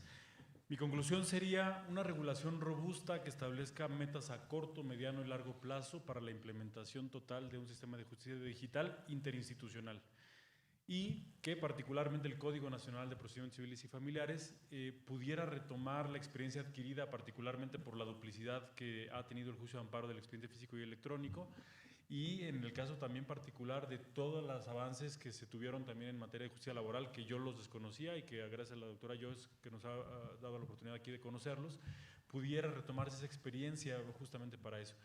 La experiencia, desde luego, del doctor Joel en estos temas yo creo que es central y que bien podría aglutinarse las distintas visiones que tenemos desde la academia, desde la investigación y desde lo jurisdiccional para tales efectos. Entonces, y bueno, pues muy agradecido con mis compañeros ponentes y por la invitación, Gustavo. Gracias. Gracias a ustedes también.